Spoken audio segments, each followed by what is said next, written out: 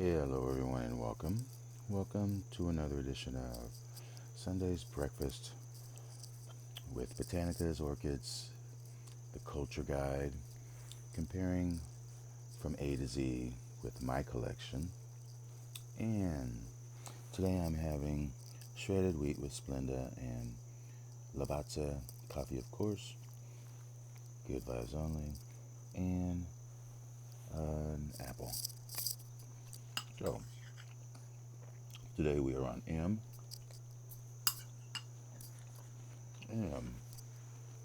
excuse me, and I want to appreciate all of my faithful viewers who have expressed interest in um, getting up my leaves.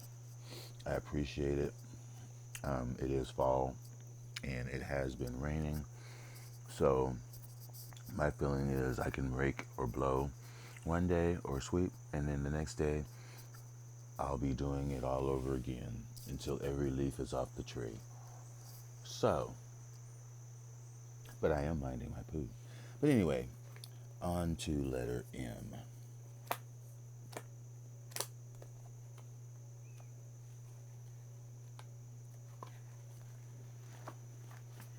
All right.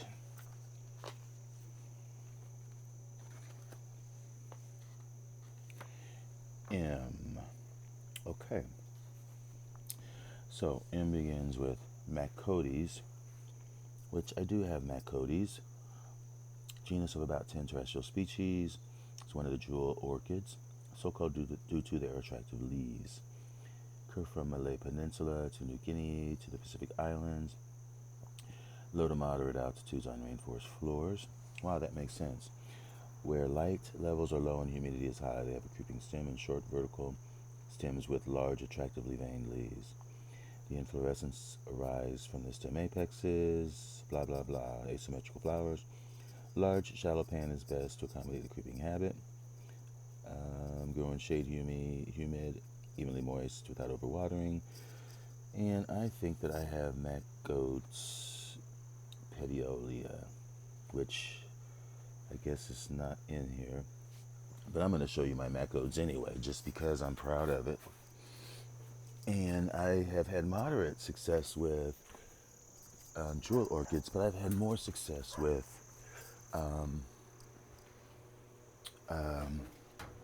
there's a Leon Lichtenstein. It starts with a C, but I've not had too much great success with Macodes and the other jewel orchid that I can't think of the name right now off the tip of my head, but you all know what I'm saying. Anyway, this is my Macodes right here. Macodes petiola. Petola. I think it's petiola. And as that book said, it sits in a tray. They are planted in sphagnum moss, which will have to be switched out about every year. And this is always has a little bit of moisture in it at all times. There's fans over there for air movement, and they get relatively moderately light in this area, but it is a high humidity microclimate. Well, it looks like today 80 some odd percent, 75 temperature.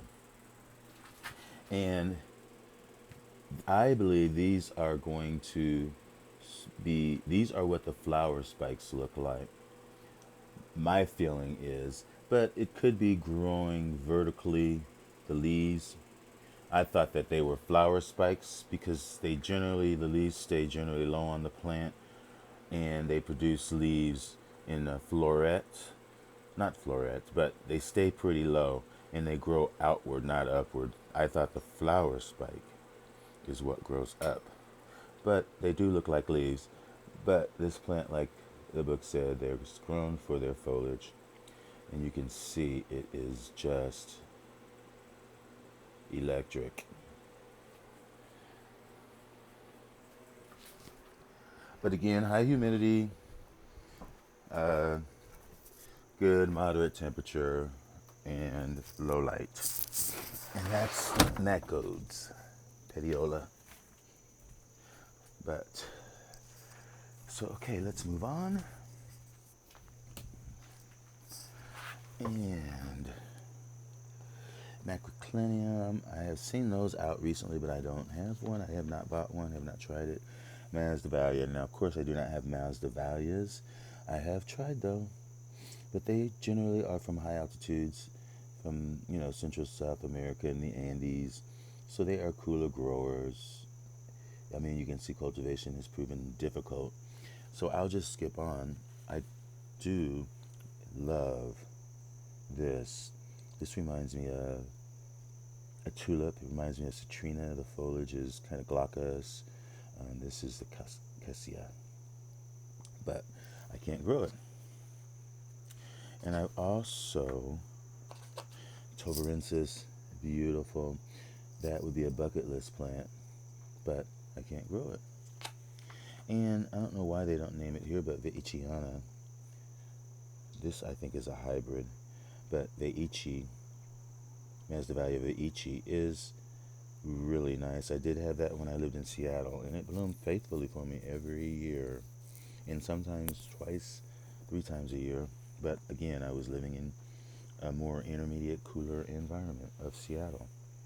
Okay, Maxillaria. So you know that I love Maxillarias, but have had moderate success with them. So let's just go through this. It's very various genus. This is one of the larger genera in the orchid family, 300 species, mostly epiphytic for moderate altitude. So, and there are some at high altitude. So there again, that makes them intermediate temperature tolerant, not high temperature, which is what I have, with high humidity, bright light, but not full sunshine. And species without pseudobulbs should be kept evenly moist, but those with pseudobulbs may be allowed a resting period when the growths are mature. And I think that's where I also have my issue as well, because they want a watering rest period, but I don't believe that they want to be dry. And because I've grown them dry, I've watered them, and either way, I either don't get buds, or the plant dies, or it rots. So I have not tried any of these species. I have tried Eleator. This is more of a warmth tolerant, but these grow up and are these like to be mounted. You can't really contain these in a pot because of the way their growth habit is. It's very, very weird. It did not last long in my care, but I did get it to flower a couple of years, and it does flower in the winter, as it says. I think that does have a really nice fragrance as well. I haven't tried any of these. None of these. I think those are all cool growers. Now, Picta is my dream. I would love to have a nice Picta. I've tried and tried, and I just threw my Picta away, and it's going to always be on my list. Someday I'll get a good one. They flower in the winter into the spring, so they are usually in bloom for the shows in the spring. It's from Brazil, epiphytic, often lithophytic on rocks. Fragrant, long-lasting flowerings during the winter. Now, if you've watched my channel for a while, you know that I collect Maxillaria Tenefolias, and I like Sanguinea. Sanguinea, again, it is in lowland tropical areas, but maybe the plant that I had was one of the cooler or the higher elevation plants in the lower mountain ranges. So they like it a lot cooler. They're more an intermediate plant. They grow more alongside Sophronitis, which is a moderate to high altitude plant. So this would be the same. It is very closely similar to Tenefolia, as you can see. And I had a cross. I might still have it. And we'll see when I go through. I don't know. Can't remember. I don't even think I have Sanguinea anymore. But I might have Maui Coconut, which is a cross between Tenefolia and Sanguinea. But Tenefolia, you can see it says it's related to Sanguinea. Sanguinea is a little sweeter, but similar coconut fragrance, whereas Tenefolia just is like coconut. But again, rainforests, low altitudes up to moderate to high altitudes, hangs off of tree trunks, forms large clumps, and flowering is during the early summer. So let me go see if I can locate some Tenefolias. And I know that here is my Maxillaria Tenefolia right here that I've had for several years, that had bloomed for me regularly until this year. I haven't had a bloom, not yet. So, but it is maturing. Looks like it's still putting up new growths, and yeah, maturing currently. But it did put up new growths, a lot of them. And here is another Tenefolia, which they like lots of water and can stand sitting in water. But this is one that is the watermelon marginata variety, and you can see why it's named that way. And it has put up newer growths for me that look like they are putting up further growths. So we will see. I just have had this about a year, and I do like the foliage on that. And here's another Tenefolia right here, which is a Yamada clone right here. Again, this bloomed last winter into spring, and I repotted it, and it just has been sitting outside all summer, and you can see it's putting up new growths. Has sat in that spot in the winter. It sits in the winter. It sits in the greenhouse in the south window, so it gets plenty of sun. I might have to raise the sun. And I have one more Tenefolia, if I don't slip and break my neck. And this is the one that I just got from Andy's, and this one is mounted. And this is also the Tenefolia aurea, Bert, which is a yellow flowering Maxillaria Tenefolia. And it is liking where it is. You can see that moss has continued to grow, and the growths that were on the plant have continued to grow, and they are maturing. So I can't complain about that. Okay, so evidently I don't believe. Okay, what's back here? I know. Okay, this is my Maui coconut, which is Tenefolia times sanguinea. And here it is. See, I almost lost the plant, and I should pull that dead part out, but it is still going. It's giving me another growth there.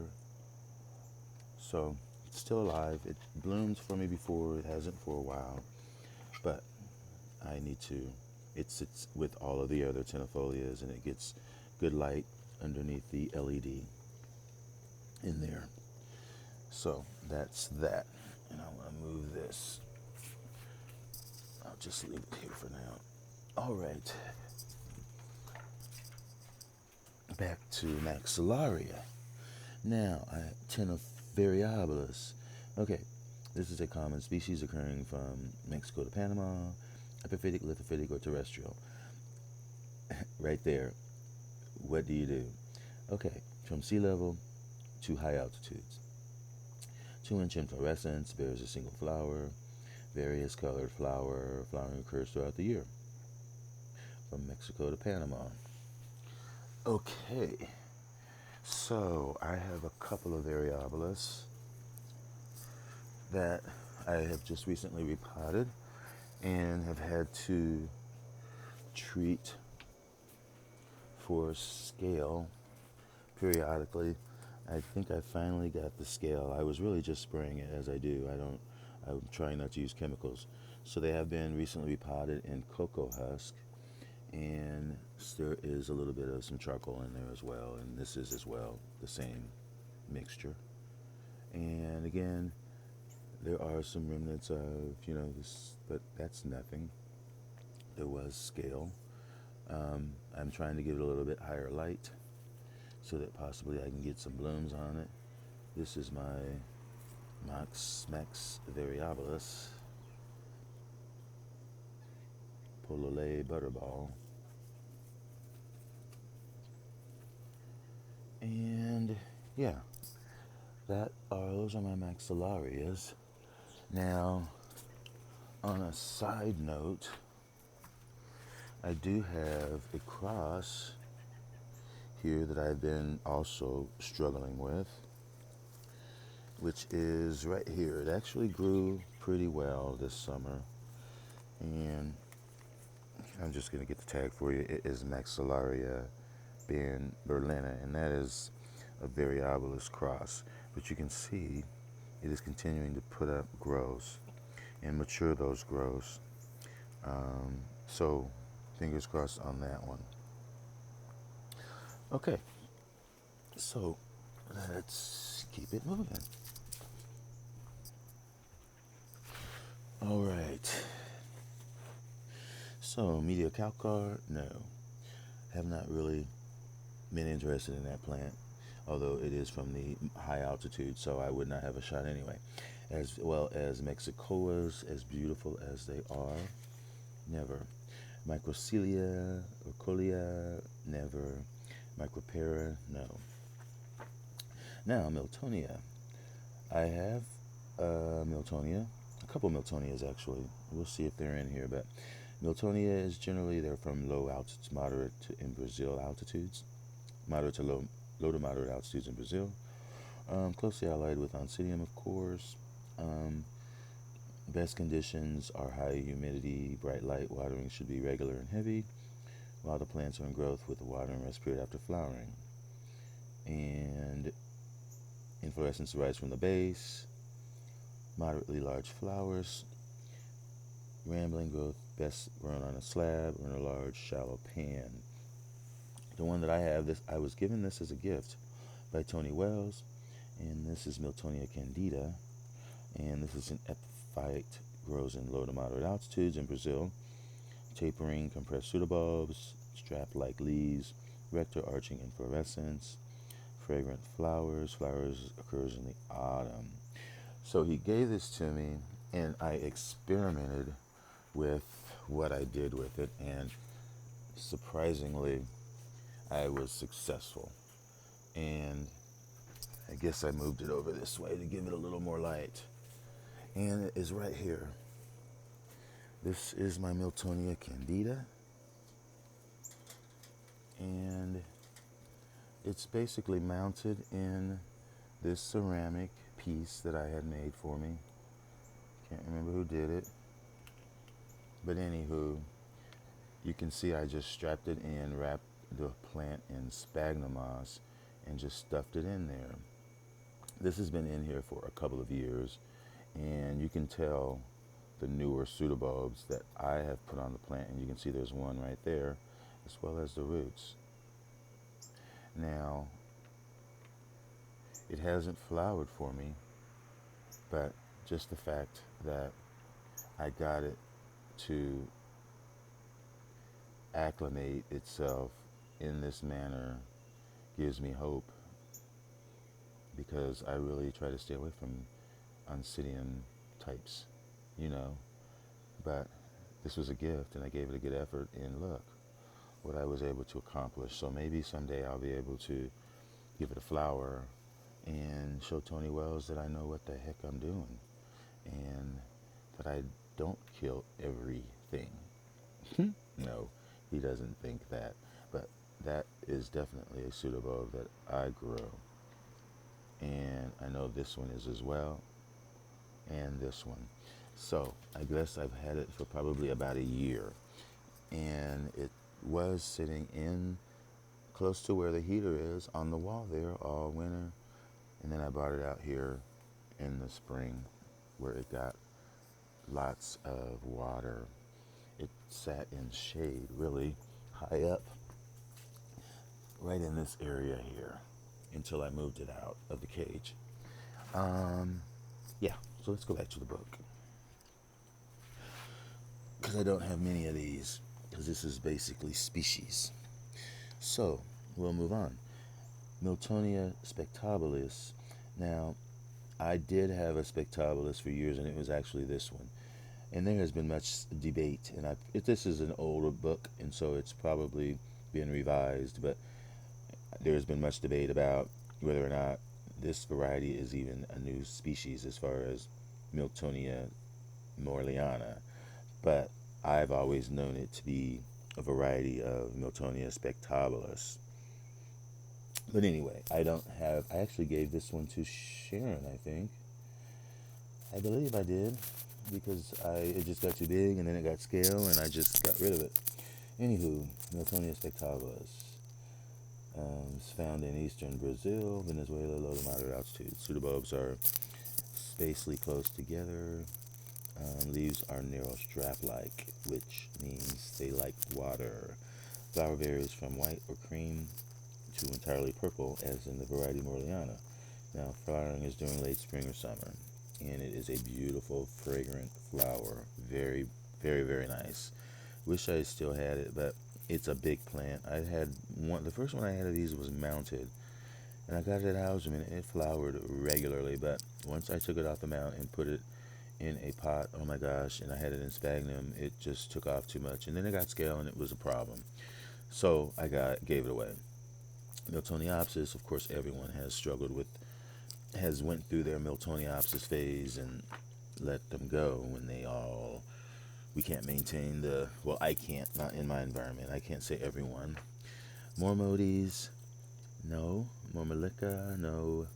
Myrmecophila is, used to be Schomburgia, but like I said, this is an old book, and these are probably something else by now, if they're not Myrmecophila. But,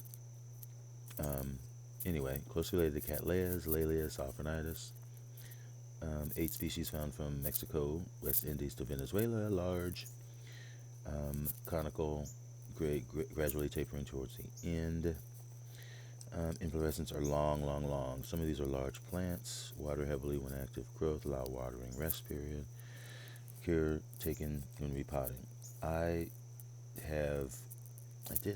did always want to try Thomsoniana, but I did not ever find one. I generally try to stay away from Schomburgia types because they're so freaking big. But back in the day when I was young and when I was first starting orchids, I thought I could Tibicins. I wanted 2 Tibicins, and Tibicins is actually, that's never going to happen, but if I ever were to live in an actual property where I could put my plants outside and there wouldn't be snakes and all that other crap in there, I would have Tibicins. This was actually on my very first wish list, as I was beginning to say, and it still is. This one was one on my very first shopping list that I've shown you guys on that list, and it was Myrmecophila Tibicins, and it was also the Raymond Burr Tibicins that I actually got and paid for, and then it died because what was I doing? I didn't know what I was doing. I could not handle the size. Look, they're up to 2 feet long clubs, and the Tibicins that I did have after the fact was mounted on a piece of trunk, and literally every time I walked past it, I kicked it because it was a pain in the winter. Where were I going to put it? So that's one plant that I can't grow. One genus that I can't grow. Okay, so we're on to Mycelium, and yes, I have grown Mycelium. I do not have them now. I wish I could. I did do okay with them, but they were so small. A lot of them died because of overwatering, and then in the winter it likes less water, and I would give them more of a dry rest than it specifies, because it does say they like a distinct dry rest, and they are known to be deciduous, so their leaves can fall off in the winter and this plant is still alive. So when I was growing these, I was very new to orchids, and I just really wasn't. I shouldn't have been growing these plants because I didn't have the humidity as one. But anyway, let's move on. And that's the end of M. So, I will close the book for this Sunday, October the 3rd. I believe that's what it is. And I'm going to finish eating my cereal. And next week, we'll start off with N. And I just saw a peek of Nigeliella, which I have. Excuse me. Anyway, I'm going to eat my breakfast, and hopefully you enjoyed this lesson, as did I. Enjoy this reminder of the culture that I should be providing my orchids. And thanks for watching, everyone. Enjoy your orchids and your breakfast.